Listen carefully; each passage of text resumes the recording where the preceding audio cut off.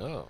Coming at you live from DNHQ in beautiful South Pasadena, California. This is the Blue Heaven Podcast. I got to double push the buttons. That feels louder than normal. What is going on, Dodgers Nation? My name is Clint, and you can find me as Real FRG on Twitter and Instagram. Good recovery there, guys. My name is Brook. You can find me at BrookMe3 on Twitter and Instagram. On today's show, baseball is back. We are officially in Cactus League mode. The first game kicked off yesterday. The second one kicked off today. 2-0, baby. Baseball's back. We're alive. We're well. We are... we made it. Cold. It's a little chilly. A little chilly today. We also got to talk about there's a number of things. Gavin Lux's friend Trevor Bauer made his Dodgers debut today, being Monday. We also got to talk about Gavin Lux, the new boy, playing second all season long. I don't know. Well, yeah, I just ran from expressing my tinkle into the toilet, so things are a little wild, guys. Yeah. We're gonna talk about DJ Peters. I see Tim in the stream. We got to talk a bit about your boy Kenley today. Looked good on Monday, so we got a whole lot. We got a giveaway to button up and announce a new one, so there's a whole bunch of stuff today. We also, I want to right at the top of the show talk about our sponsor for today. That guy. Yeah, I wanted to get her out of the way real quick, guys. We're sponsored by Manscaped. Hold on. Covers my face. That's the best way to do it. You're really good. The fine folks at Manscaped hooked us up with this what is it, like 3.0 magic lawnmower set or whatever. It does good work on as I told Brooke before the show, on your Dodger dog and two foul balls. It'll clean you up real nice. But we have a shirt. There's other things. There's what is it? Ball reviver?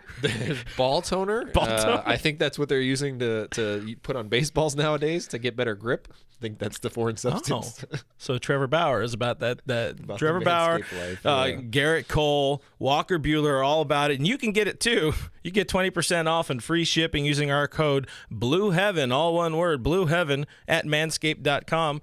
And if you support your balls, you're literally supporting us as well. So do that. Do that now. We'll wait. And we're right back into it. We also are a podcast. You could put your ball cream away. No more blue balls, heaven. Got it. Hey, the trimmer thing, it's cool. It has like a light.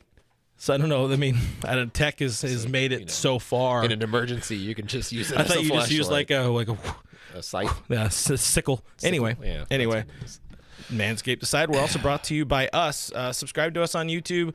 There's I have a button for that, youtube.com/DodgersNationTV. Hit that notification bell. We'd be happy if you did that.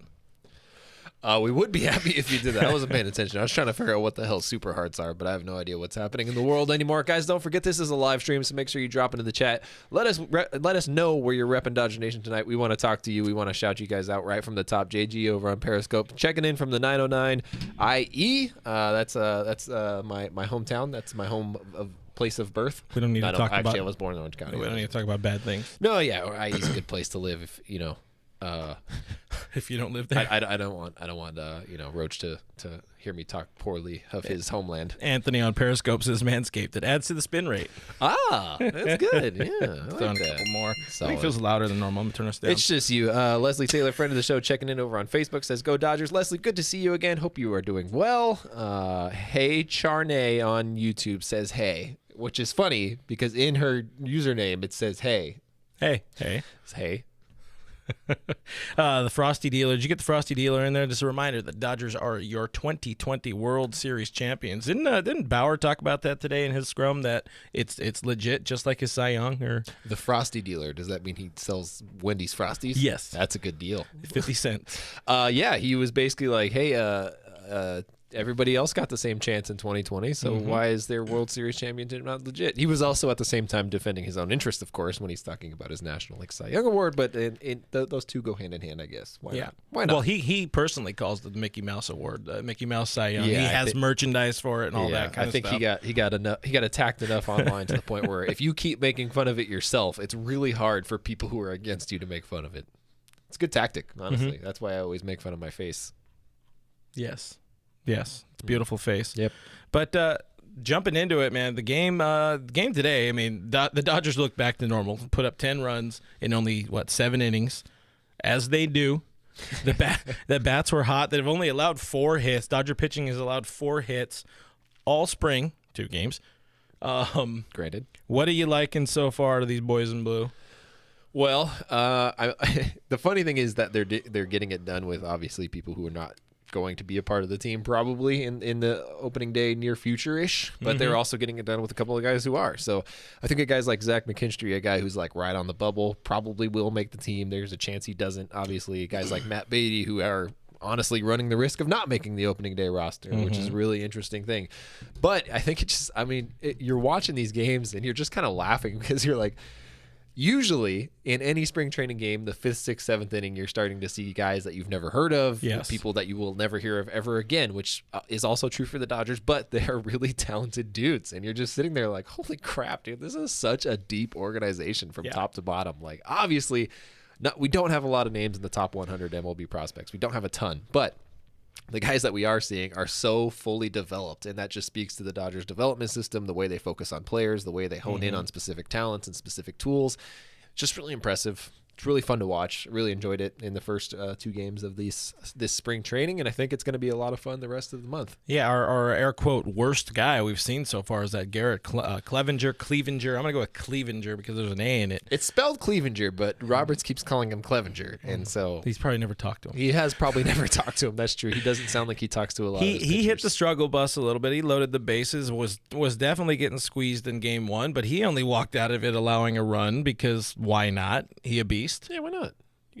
We have endless amounts of talent. Talking about us, and the Dodgers are pretty good too. We have so much talent. Us. Yes. Tina G Man in the stream saying hello guys. What is going on, Tina?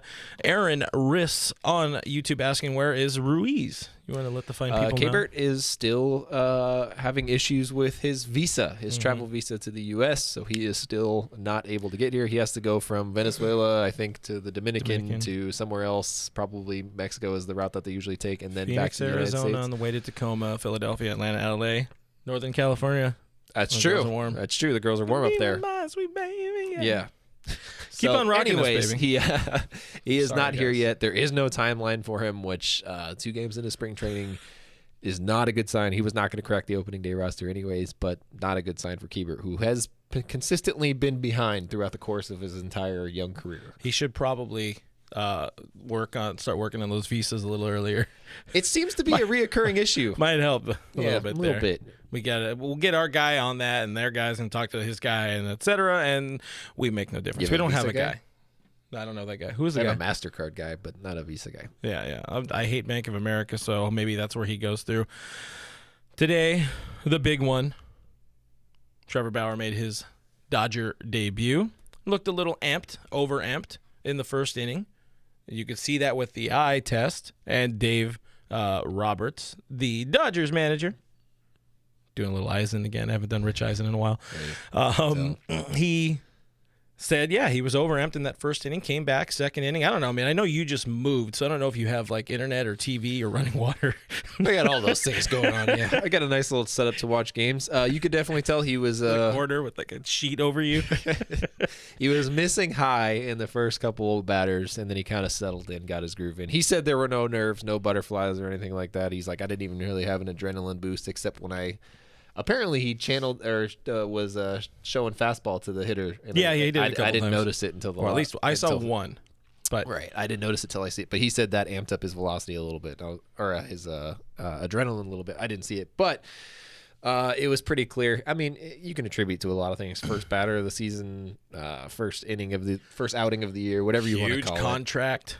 Big old contract. But he looked good. I mean, he settled in after that. I think he was purposely throwing all fastballs at first just to settle in a little bit. And, dude, that curveball, it was for this early in spring in his first outing, that curveball was disgusting. It was pretty nasty. I mean, this is the type of stuff. This is the type of stuff that we were talking about for a while where once we get to games, things can start to calm down a little bit. Right. And just let baseball happen.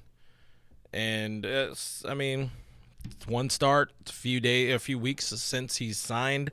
And, on the merits of him being a pitcher, it's working, man. That worked in this meaningless game. He didn't allow runs to the Rockies, powerhouse offense. over there in They're Colorado. gonna be real competitors. Over there in Colorado. They might win like 3, 4, maybe even 10 games this year. So watch out for them. That rock show, man. Rocktober is not gonna happen this year for sure. But yeah, overall, definitely seems solid.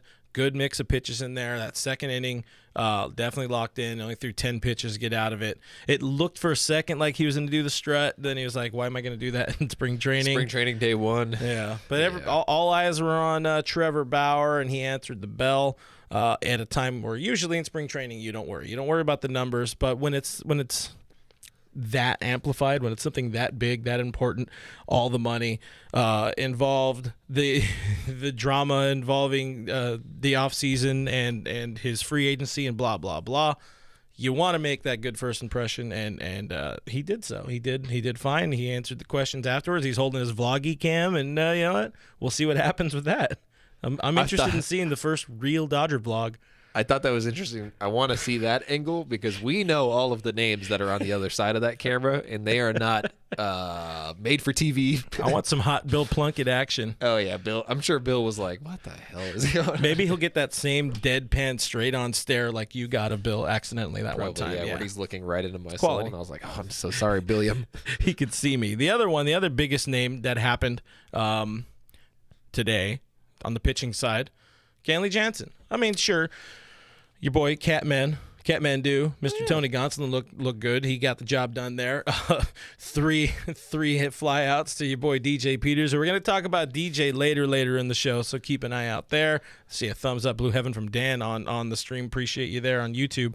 But Kenley made his first outing of the spring, second game, and once again he is out here early in spring games, which was not a normal for Kenley Jansen, but he did it last year, and he put up, aside from one really god-awful outing, put up a very good year in the regular season.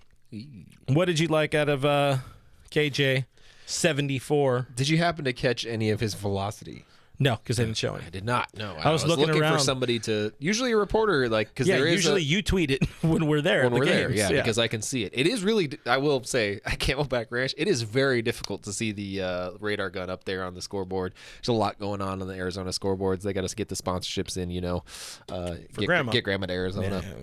Yeah. So I didn't get that this year. Didn't get any reporters who wanted to post that. Apparently, I'm the only one who's interested in that. But he looked good. I mean, he hit his spots. He appeared to be hitting his spots to me, and that's the biggest thing that I look for with Kenley. I know a lot of people look for his velocity, but to me, that's not nearly as important as where he's hitting his spots and whether or not his cutter's actually cutting.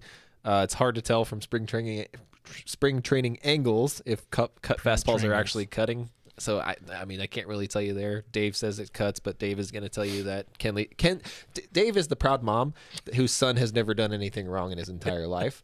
So I think in this particular case, you got to take it with a grain of salt when he's like, oh, the cutter cut, everything looked good, he hit all the spots. You kind of just got to take the eye test. For me, almost throwing an immaculate innings means he's attacking hitters. He's going right after them. He's not trying to dance around them at all.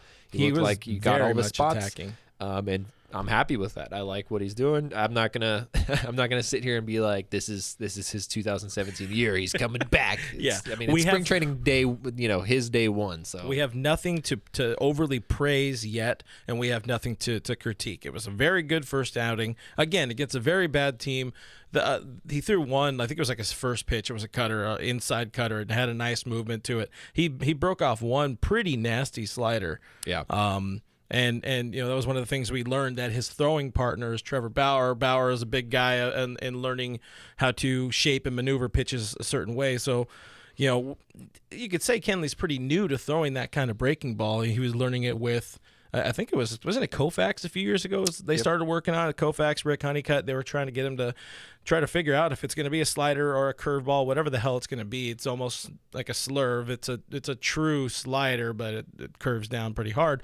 Somebody like Bauer helping out with that, and that's the positive sides of the clubhouse stuff that you get potentially with the 2020 Mickey Mouse Cy Young Award winner.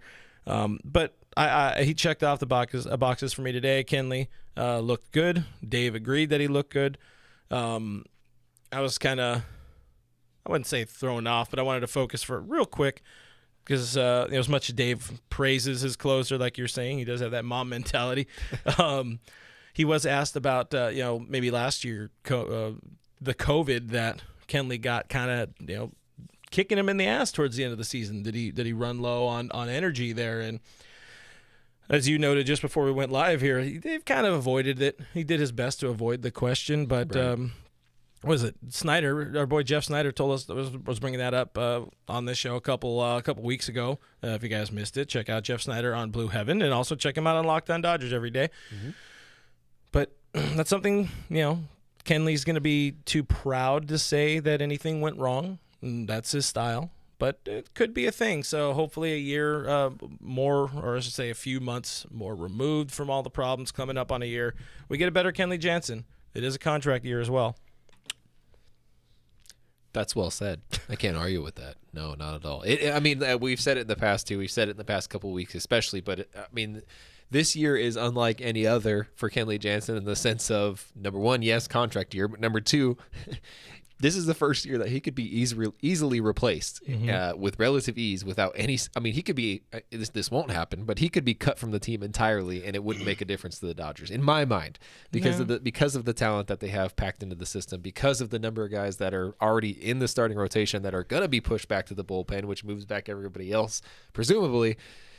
There's a lot of arms that could close out games this year, and I think this is something that's been talked about for a long time among people, is that the Dodgers should move away from the typical closer role, and Dave Roberts has proven to be open to the idea, not necessarily leaning towards the idea, but open to the idea. And I think that was proven throughout the course of the postseason. Yep. He is open to that, and I think that is something that the Dodgers will adopt post Kenley Jansen, which I think post Kenley Jansen will be after this year. I don't know that he necessarily comes back. I don't think that he does, but I think that they will adopt that non-closer specified rule or role rather. So. It's going to be an interesting year for Kenley. He's got a fire under his ass, to say the least. I mean, he's had it for a while, but this is real fire. This is money fire. This is your next contract. This is if he has a good year. Do the Dodgers look at bringing him back? Probably not. Right. Even if he has a fantastic year. And if he has a fantastic year, does he want to come back here? He's been moved out of that role a couple years in a row now. Fans have booed him a number of times at the ballpark. I mean, there's. I wouldn't say bad blood, but there's varying levels of odd blood, I guess we'll say. Odd blood. Odd blood. You know, that Taylor Swift song. No, I got odd blood. Yep. Anyways, let's hit a few of the comments here. Fernando saying Urias should be the closer. We get in trouble, apparently, with... I said that, and everyone got mad. I said Victor should also close out games, too, but no one else agreed with that. You know who should be the closer? The last guy who gets the final out.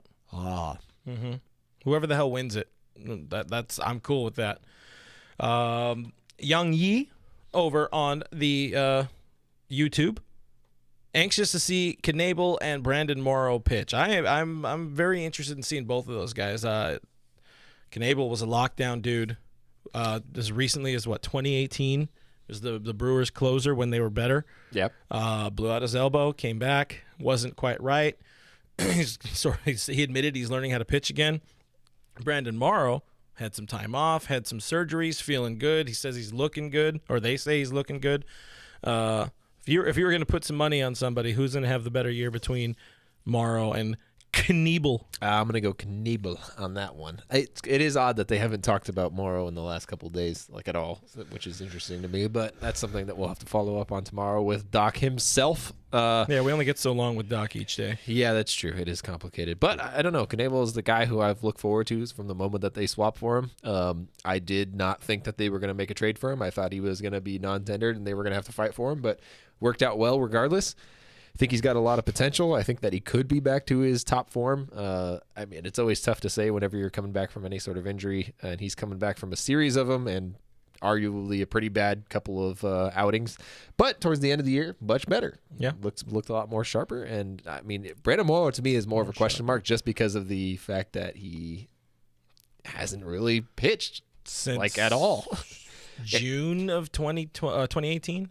He's made 30 appearances in his Cubs contract, which was pretty massive. A pretty massive deal for him. So in terms of what to expect out of him, I have honestly zero expectations out of Morrow, which means he can only go up. He can only impress me, and anything he does will only impress me, and I'm looking forward to that. I forget that he's old. That is one thing. I do forget that he is old because he's been around. He doesn't seem like he's been around that long because obviously Dodgers fans got to see him for 1 year. None of us knew who the hell he was before he spent that. all that time in Toronto and Seattle, where careers go to die. Yep. So because it's cold.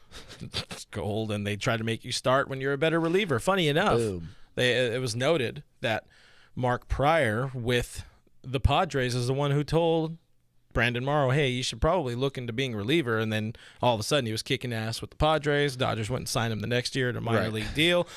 He kills it in 17. We go and get Pryor, I think, the next year. And then ho-hum, all the things that are magic and delicious. Luis over on YouTube says, Dodgers fan from Brazil, let's go to that back-to-back rings. Look at that. Mr. Worldwide back at it again. Brazil, come on. We're going to clap for Brazil. Thanks for hanging out with us. You know, we should also clap for giving away a giveaway. Give away a giveaway. Yeah. Yeah, that was my big thing. We are once again teamed up with our friends over at Elite Sports Collectibles on our Instagram page, and we are announcing the winner for hold on, can I do both buttons at the same time? For that, it's the 12-inch replica trophy of the Dodgers World Series Championship trophy. It was a hot seller. I think there were none left when it happened pretty early on, or when it was dropped.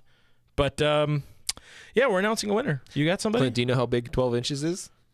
It's 12 inches. Winner of the 12-inch. Yeah, if you use Manscaped, it'll look replica trophy. Hold on, wait, I haven't used that. The winner of the World Series 12-inch replica trophy is Veronica at Veronica Jasmine over on Instagram. You get to display this wherever the hell you want. I don't care where it goes. It's yours. We'll send you a DM on Instagram. You have 48 hours to respond and claim your prize, or I will send it to Rob Manfred, who will use it as a piece of metal or something of that He's going to melt it down. Exactly. Next, we have this is the second time we've given one of these away, and I think it's a more appropriate time now because spring training is happening, and there's a noticeable void at Camelback Ranch in Glendale, and that is one Mr. Tom Charles Lasorda. So we are giving away next with our friends at Elite Sports Collectibles an autographed Tom Lasorda, Mr. Dodger, I guess you could say himself, number 2 in the ball flesh. Sorry, I'm trying here, guys, but well, we're giving away an autographed ball. Follow us, that is at Official Dodgers Nation on Instagram. Follow at Elite Sports Collectibles 1 on Instagram. You're going to tag a friend in there, and you can win that ball. Just actually tag 2 friends, and then we're gonna pick a winner next Monday. Thanks for stopping by, guys. You have trouble there, Chief?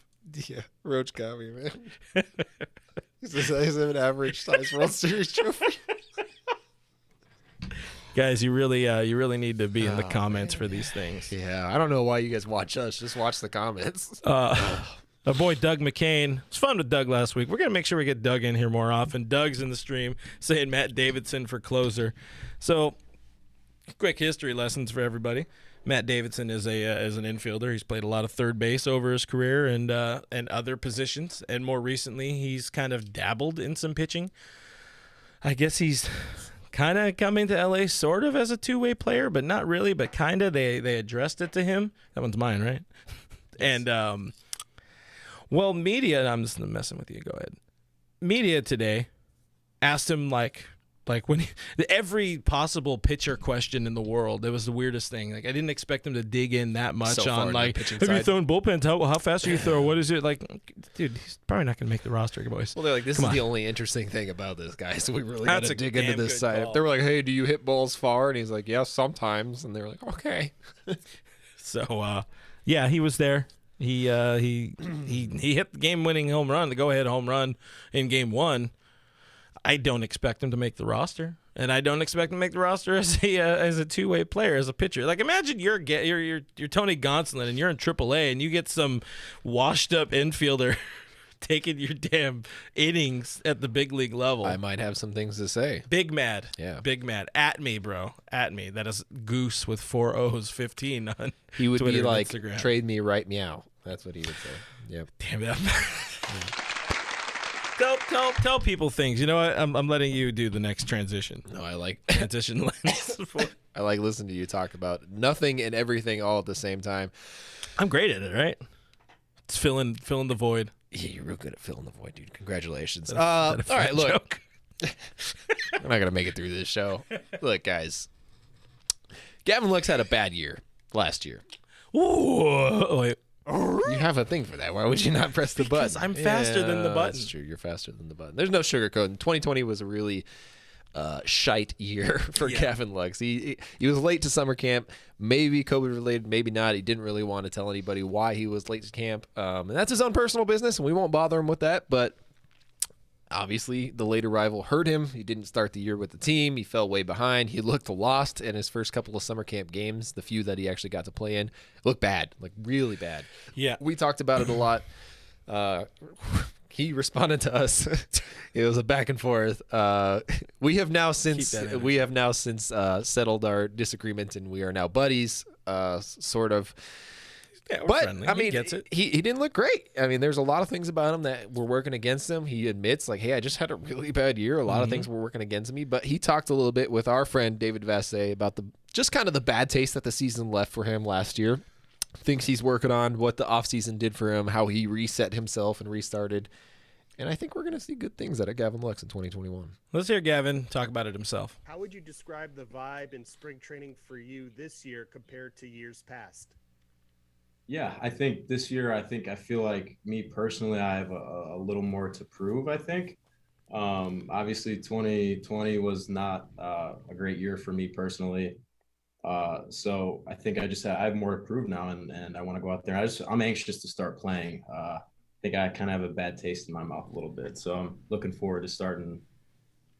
This was recorded a couple days ago. They just dropped it today, but he's looking forward to getting games going. He did. He played on Monday. Today's Monday. Looked good.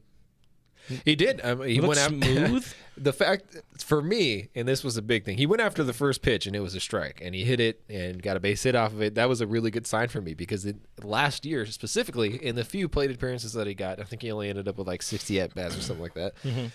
He would look at strikes right down the middle, chase after balls in the dirt, and then look at a strike right down the middle, and he'd be done, and that would be it for him. And he just looked like he was uncomfortable in the batter's box. He looked like every pitch that was thrown at him, he was completely guessing and had no idea what was happening and no idea what was going on. But now he comes to the plate, looks confident.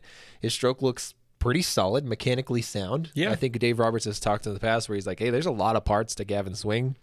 A lot needs to go right in order for it to go smoothly. But when it does go smoothly, it goes really well. And so tough to say after one game, but he sounds more confident. He sounds more on track. He sounds more like himself. It sounds to me like they are giving him the starting job at second base. It's his to lose. He's a former blue chip prospect, and you don't get that kind of recognition around the league without being very good.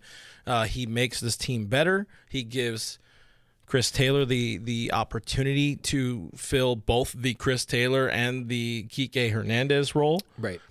So you see whoever the hell gets that other spot. If it's going to be Zach Attack McKinstry, if it's going to be Matt Beatty, you got to assume that Eddie Rios is going to be on here. And keep in mind, it's only going to be a 26-man roster this year, so you're not going to have a lot of, just dudes hanging around on the bench. On top of that, there's no DH, so you're not going to get a lot of at-bats.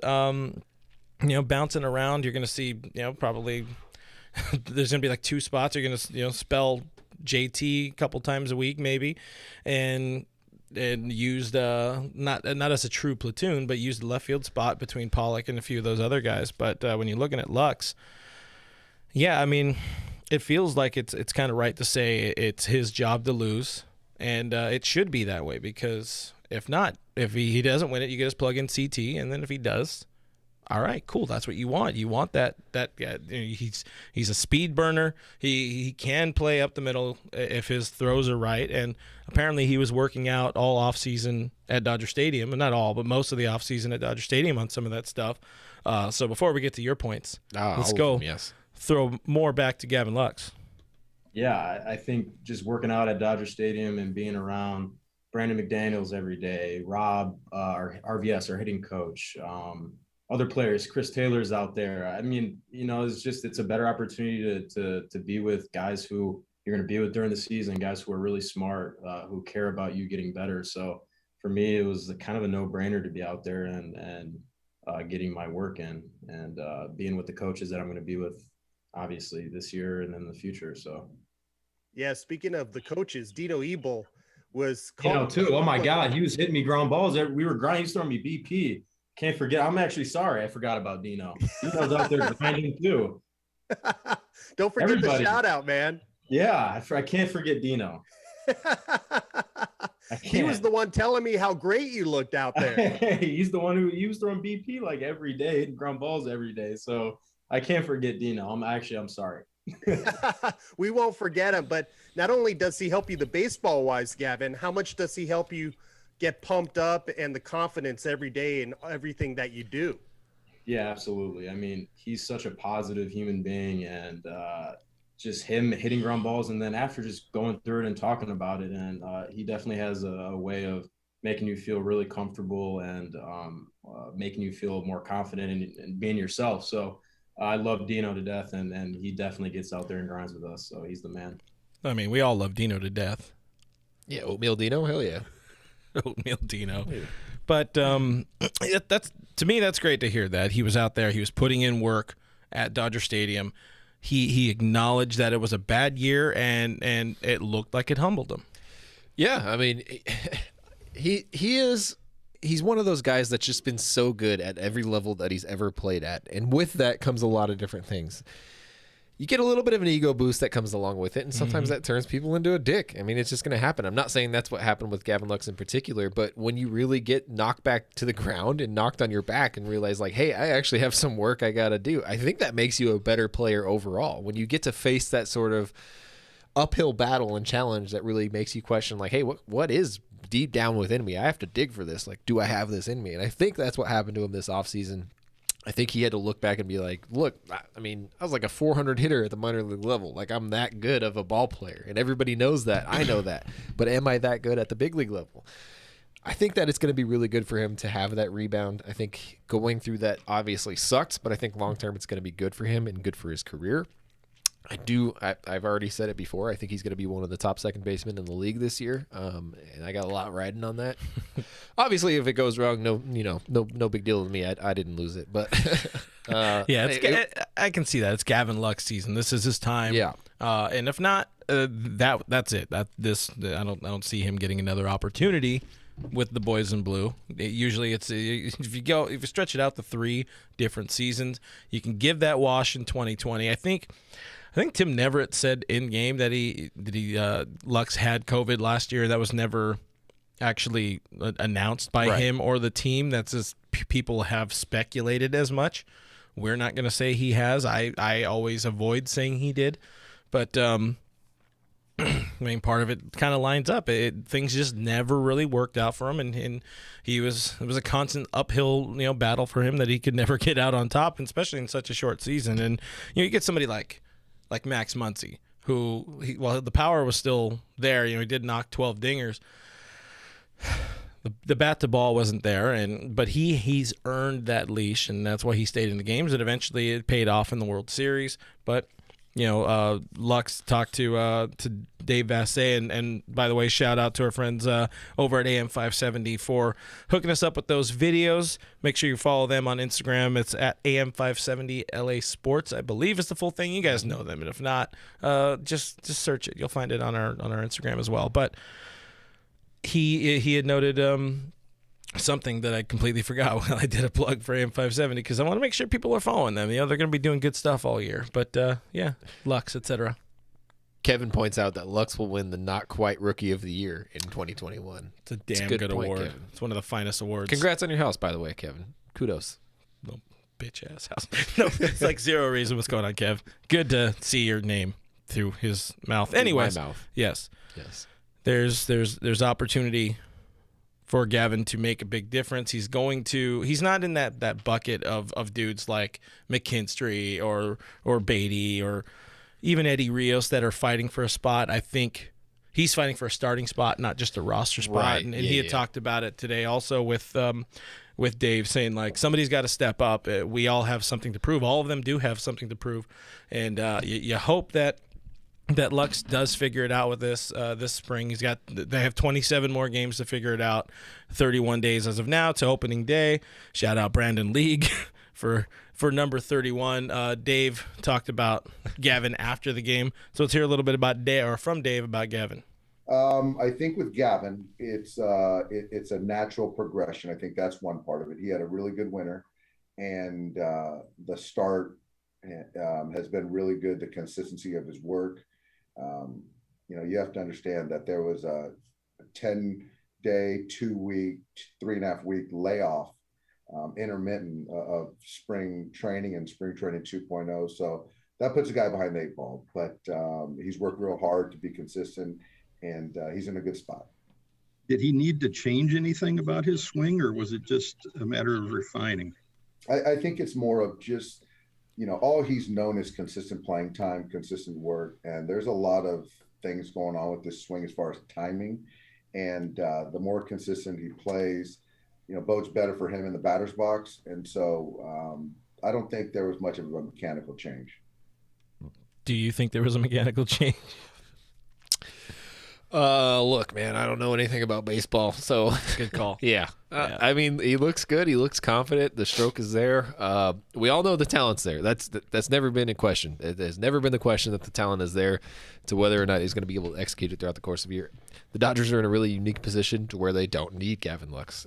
But if he happens to be one of the top second basemen in all of baseball, holy crap, dude. You talk about a powerhouse lineup. If he can hit to the level of the potential that he has, that'd be a hell of a lineup, because you're talking about Gavin Lux right now. You're talking about Gavin Lux hitting 8th in a lineup, yes, which is wild. Because in any other lineup where you have a top prospect like that or a former top prospect like that, he's going to be a guy that's featured in a lineup rather than a footnote of a lineup. And right now, that's what he is. I mean, that's just the absurd depth of this lineup. You got Mookie and Seager at the top. You're probably going to see JT batting 3. You're going to see Max Muncy or the 2019 NL MVP batting 4th or whatever the hell it's going to be.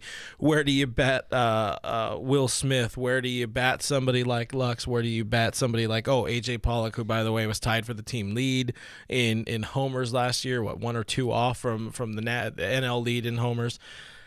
A lot of it's deep. That lineup is a deep boy. Oh, and Eddie Rios is just chilling on the bench. Big dong power. Why not? Let's go. LFG right there. But I see somebody right. Fernando saying Lux is gonna drop a 25 homer season. Somebody like Lux also, he's gonna get time. He's gonna get the opportunity to hit both sides of the plate. They're not going to throw him in that reduced platoon role right away, right? Because somebody like CT is going to get playing time around. I mean, let's be real. It'll be a full season. Corey's probably good for one little hamstring injury or something like that. He's going to see some time there at short. He's apparently playing some third base, more on CT in a little bit, but yeah, this is it. This is the year for Gavin Lux, and if not, well, we tried. I think the funny thing, or not the funny thing, the cool thing is it seems like almost universally across the board, fans are like, yeah, we want to see him get his chance. Like we want to see Gavin Lux be in there on a daily basis. We want to see him get the runway that he deserves. He's earned it. He's fought for it. He's proved himself throughout the course of the minor. He's taken a really similar path that Alex Verdugo took throughout the course of his minor league career. Obviously, the Dodgers ultimately couldn't find a spot for him long term, and faced an opportunity that they couldn't say no to by trading him for Mookie Betts. So I get that, but he's taken a very similar course where it's been like, hey, we don't really need you, and we're not going to force you into a position to where we need you, and we're not going to just give you a starting job. So hit at the minor league level, and we'll talk again next season. And that's kind of been the case for him. I mean, he's put up ridiculous numbers every single year to the point where you're like, he is ready. He's ready. What's happening? And then he gets his opportunity, gets pushed back a little bit. It happens. I think this is the year for him. I think we're going to see big things out of him. I will stay with my prediction that he is one of the top second basemen in all of baseball this year. And you heard it here third, folks. Third, fourth. Forks. You heard it here third, Forks. We got a rip Doogie from Anthony in the stream. Jose Rod saying Mookie over Doogie. Well, yeah, I mean, that's not part of the question. we like Alex Verdugo. Red Sox fans say that. He was a fun player. But now that isn't that Jared Carrabis' favorite player? He has to be. Yeah, anybody who can get him away from talking about the Red Sox is ideal because he doesn't care about his Red Sox anymore. So, guys, drop some comments. What do you guys want to talk about from spring training so far? Again, it's only been a couple of days, but we also heard more from the team and all that. We'll break down what you guys want to talk about. We have a few things we want to talk about so far, a few notes, things we've seen out of spring training. I wanted to get your hot take on this. Uh-oh. Are the baseballs, kind of noticeably not traveling as far, or are we just thinking too much about it? This is a thing that happens in spring training a lot because it is a new year. We kind of forget that the balls don't always travel like we think they're going to travel at spring training. Arizona is a different animal. If you guys have ever been to Arizona, there is a lot of shit going on in Arizona all the time. Yeah. We're not sponsored by them this year, so we can talk shit on Arizona.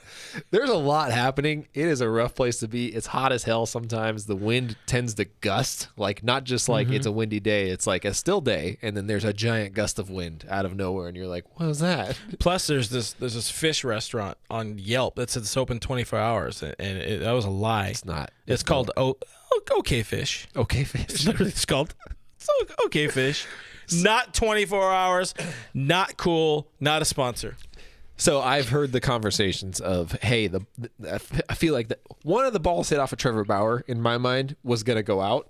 Yeah. In their first inning. It looked like it was going out. The third out.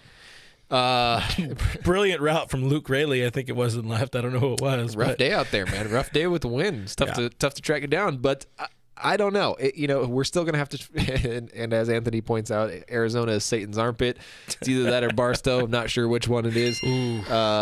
It's close call. But the weather's weird. The ball travels differently. It's something that we're not used to, obviously, because we're used to more consistent conditions in Major League stadiums just in general, but mostly Dodger Stadium, more consistent conditions there. The ball kind of flies the same any day of the week at Dodger Stadium. So right now, I'm not ready to be like, oh, the balls are making a huge difference quite yet. The feedback from the players early on is that we still can't tell. We still don't know when the balls are being mixed in. That's because a lot of the times in spring training, you don't know what the hell ball is in there. Exactly. You don't even know it's just, you could have a ball from 2013 in there. That just made it through. It's one of them practice balls or this Dodgers 50th anniversary ball or whatever the hell it is that's like half cardboard. Old Little League practice when they'd have the giant bucket of balls, and one of them would be like the rubber T-ball that just made its way in. Yeah, that type of situation. Or the ones that you hit and they just immediately oblong. Yeah. Shout out Big Five. Yeah. The ones made out of cork where you're like, what the hell is this? Yeah, it's beautiful. I've got a couple egg shake balls in my life. Mm-hmm. We're not going to know for a while. We're not going to know till probably give it a good couple of weeks into the real season. Yeah, you'll probably start to notice some balls that should be flying out, but I agree with you. It's going to be tough to tell in Arizona just because there's too many weird little variables to figure out. Hatfield says there are 2 armpits, by the way. One is Barstow. Yes, that's a good point. Yep. You gotta think outside the bun. Also not a sponsor. I don't know what that makes Jacksonville, Florida, then, but I'm not down with it. Richard's checking in from Calgary, by the way. That's pretty cool. Thanks for hanging out with us, Canada. Well, thanks, eh? Where I saw another one. Ricky G209 over on YouTube asking who's a young supple boy to look out for in spring training. Peters, Gray, Lux reemergence. So we've gone on about Lux. We know what you're going to get out of JoJo Gray. DJ Peters, let's dig into DJ Peters because that was the next topic anyway. Yeah, that's good timing on that one.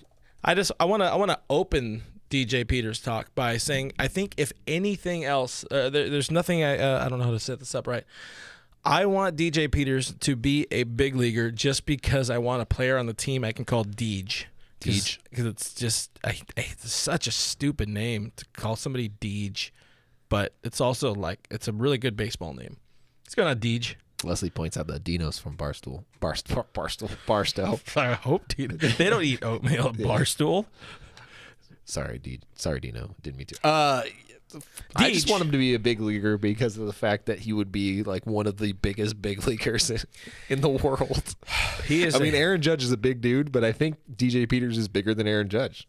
DJ is a thick boy, man. 6'2", like 6'6", or 6, yeah, 6'6", 6'2". like 230. I saw a comment earlier in the stream saying, like, how many 6'6", 230 white boys do the Dodgers have in the farm system? I think it was Tim Neverett that was talking about it on the broadcast today, where he's like, he's one of those dudes that, like, if he called any NFL team, they would be like, you can try out for sure. Oh, yeah. Show up today. Yeah. Let's see what you can do. But then he would need to grow the hair back, and that's a whole thing. He's a big dude. Let's just say that he has shown power in the past. He's obviously anybody who's in the minor league system, anybody who's a part of the minor league system, if you talk about DJ Peters, people will just be like, oh, that dude can crush a baseball. And that's a pretty consistent thing. He's another one of those guys that is the victim of being in a really good organization, because in any other organization, he would have made a big league appearance by now. And there's just been zero opportunity for him, especially as a big right-handed outfield bat.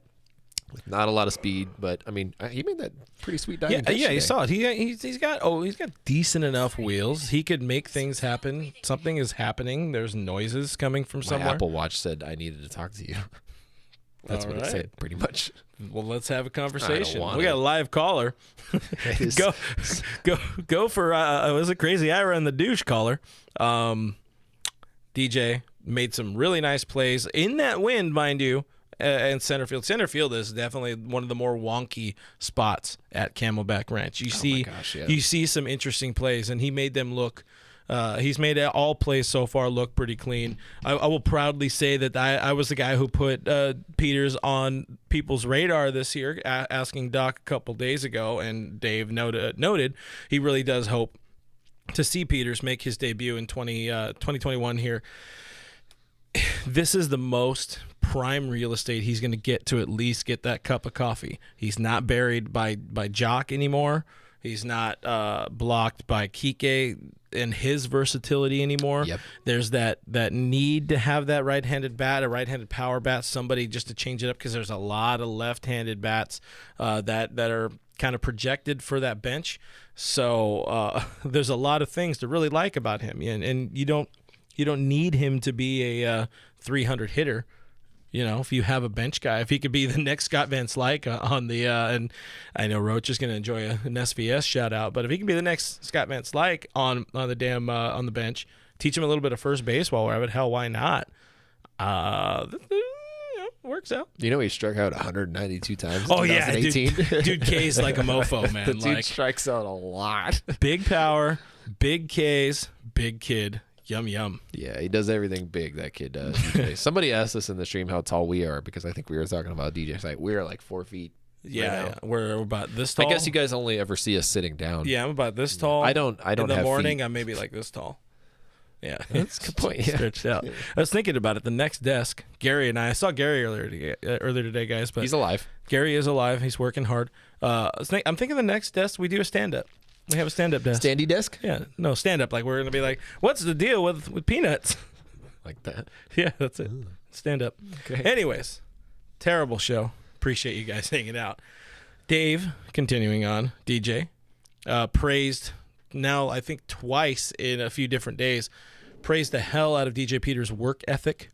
I don't know, does that, it's got to mean something. I've never worked hard a day in my life, so I'm not sure what that means. I know this guy regretted leaving his cushy job for a while, because there's like oh, shit, I got to do things on occasion. I didn't work at all there. Yeah. Shout out Floor. The fact that they continually, that's something that's not pressed all the time. Like, that's not something that's always discussed in press conferences. That's not something that Doc brings up all the time when he's talking about somebody's work ethic and their ability to commit to things. That's somebody who wants to be at the big league level. Yes. That's somebody who knows they have the talent and they want to take whatever the next step is to get to that next level. I'm sure at this point in his career, he is like, dude, I need to be a big leaguer by now. Be like baseball up there. He's like, I can't keep being that guy where the kids come through and wave at me and then go to the big leagues, and I'm still waiting here. Like, there's no reason for him to be. And so I get it. I understand if there's frustration there. He's going to work hard. There's been no vocal frustration that I know of from him, from anybody that we've ever talked to or anything like that. But it's got to be frustrating, man. It has got to be. You think about how long we've been talking about him, and he's still only, air quote, 25. He just turned 25, I think, in December or something like that. So, yeah, this is another guy who was kind of his last shot. But, I don't know if that 40 man is too protected beyond spring if needed. I will say he is one of the few guys where I look at it and I'm like, I don't know how you weren't traded by now. There's a couple of dudes on the roster where they're still that are now on the 40 man roster that I'm like, I don't know how you made it past the prospect phase of your life. I don't know how you made it through any of this. I don't know how you made it through a Rule 5 draft, all of these things. Edwin Rios and Matt Beatty being two other ones that I would have predicted before they made their debuts that would have been traded, and they did not. They are here because they can play the infield. Tim Rogers points out our resident minor league man that really wants to see a local boy playing with the Dodgers. That is cool. That is a cool thing to see. Obviously, now we got Bauer. We have JT. Who are other local boys? Are there any other local boys? Sure. Probably. I don't know. I don't know where these people live. I'm not a damn stalker. I don't know. I just know those two because I don't at these people on the internet hoping that they notice me. JT went to my alma mater and they only talk about Justin Turner and Tim Wallach there. So I don't know her. That's all they talk about. They're like Justin Turner, Tim Wallach. I'm like, okay. So hopefully we do see DJ. I called him as my bold prediction that we're going to see something big out of DJ Peters this year. Probably going to be wrong, but I hope I'm not. I do like the kid. He's a nice boy. Austin Barnes and Joe Kelly. Gosh. They're still on the roster? Riverside boys. Come on. Represent. I love me some Barnesy. Thank you, Lauren. I thought we were only talking about new Dodgers, ones that recently signed contracts. Saved it. Yeah, way to save it for me. Thank you. We just say a lot of things on here and don't really pay attention. We very seldom pay attention to each other. We talk about this all the time. But you know what? We're all here. We're all having fun. Don't ever ask me to repeat anything that I said on this show unless I'm reading one of your jokes or something like that. I pay attention to you. You're important to me. Dino's from Barstow. Is that See, Matthew from Facebook. Does that count? Matthew from Facebook also went to Cal State Fullerton. He knows it's true. They only talk about Tim Wallach and Justin Turner there. Okay, I went to Rio Hondo, and they talk about Evan Longoria. That's about it. Evan Longoria. Not Eva, what but a Evan. legend. Hell yeah, that's all Rio Hondo had. Roadrunner's finest. And Clint. Yes, and me. Recovering them for like that 1 year. Tina G-Man asks, how long is Pollock's contract? About this long. But where's that 12-inch? There it is right there. We gave that. No, he has 1 more year and an option. This year plus next year. It's a 4-year deal. This is his 3rd year. 1 more, and he can be a free agent after next season. So, yeah. That's it. That was the only question. Yeah. That was that one. Oh my gosh, twice today. Sir, we're having all of these issues. Yeah, Siri, you're going home. Oh, man. Leslie asking, did I visit him in prison? Who did I say in prison? I don't remember. I'm behind in the comments. Dino Ebel. Dino in prison? I don't know. I forgot. Sure. Oh, OB asking, what's D-Train's role in the organization? He's special assistant. Special. I don't know what that means. Every single special assistant in player development. I think that's the Andre Ethier type of role. He's one of those guys. I don't know about you. I was very shocked to see that because what is the connection? There is nothing. He plays baseball or played baseball. He played baseball. Yeah, I thought it was really funny. He was a rookie of the year. There have been rookies of the year on the Dodgers.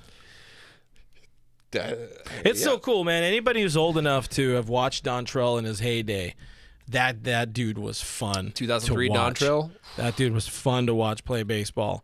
Came up in 2003, won it in his rookie year, won the Rookie of the Year, won the World Series.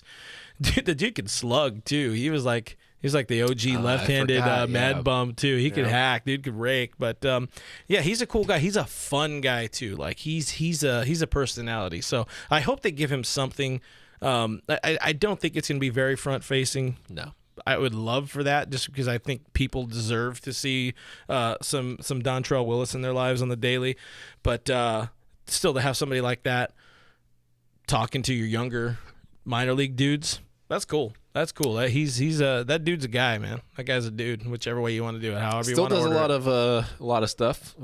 He does like Fox stuff, I think he does nowadays. Yeah, he was doing Fox. I think he was doing like NBC stuff for NorCal or somewhere. Good personality. He also like loves to interact with people on Twitter, which is not something that you see every day from a guy of his stature. So he's a big name. I think people forget that.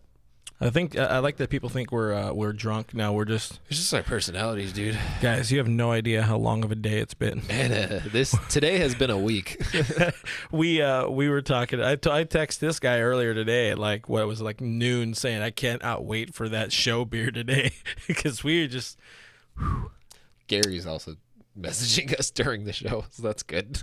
Oh, Hey, Gary, if you're watching. What does he want? I mean, we're not doing anything. We're not doing anything He said right now. coming out, but that was a while ago. He knows I don't check my phone during the show. A couple more in here. I wanted to point out a little update on Chris Taylor. He's going to play a little bit more third base this spring, according to Dave Roberts. That shouldn't really be newsworthy until you look at his player card, in which he's barely played any third base in his career. 25 games, 9 starts, 6 complete games, 2 errors in like 100 some odd innings, if you're somebody who cares about that kind of stuff. Uh-huh. Tim, our boy, Mr. SD Dodger Tim Rogers, had noted before, it's like there is, and you'll know, I'll very much know as well because I'm bad at all of them, but there's a huge difference between third base and playing up the middle. It's just, it's a different animal when it comes to receiving that baseball, man, or seeing that baseball. Did somebody steal your news? Yeah. See what happens? Yep. That's why you don't tweet until you're ready to post. Yep. People just take my news sources all the time. He has Don't sources. give me any sort of credit. I appreciate that deal, man. Anyways, CT3 gonna play more 3B. Also out now with the neck thing because beds in Arizona are no bueno, I guess. Look, man, everything in Arizona is bad. I think I've already confirmed that. If you live in Arizona, good job. I don't know. Look, man, I don't like Arizona. That's all I can tell you. I don't like Arizona very much. The beds are bad. The people are okay-ish. Spring training's good. And OK Fish sucks. OK Fish? Is it really called OK Fish? It's called literally OK Fish. Why did you try to go there? Because it was okay. It was in the middle of the night and we were hungry. Right. And baseball was closed. So we were like, well, we have nothing better to do with our lives. Let's go try to get some OK Fish. Mm-hmm. Show up at like midnight and no K-fish. No K. We appreciate you guys when you hang out with us through these kind of shows. Every once in a while, we like to have some fun. And, I'm sure we'll be back to air quote normal and stoic because we're real stoic when we do these kind of shows. Until then, find us on the internet. We are on DodgersNation.com. You'll see his name there. You see my name there. You might see Tim's name there. Why not? Subscribe to Blue Heaven on iTunes, Spotify, iHeartRadio, Google Play, Stitcher Radio, Player FM. All the spots. Your podcasts are available for free. Go ahead and grab them from there. Subscribe to our YouTube channel, youtube.com/DodgersNationTV. Hit that bell. You will be so friggin' happy you did. Yeah, because then you get to see us all the time. And Doug. Doug. You really That's want the Doug. more important thing. Doug's He's the fun. face of the franchise. We're just the feet of the franchise. I am at BrookMeek3. This guy over here is at RealFRG. We're on Twitter and Instagram. We're at Dodgers Nation on Twitter, at Official Dodgers Nation on Instagram. Thank you guys for hanging out with us. Thank you for all your questions. Thank you for your comments. Thank you for your jokes. Thank you for your Barstow comments. We appreciate those. We need them. We love them. Dodgers baseball is back. Spring training is in action. We'll see you guys next week. Bye. Check out that giveaway. Bye. Giveaway.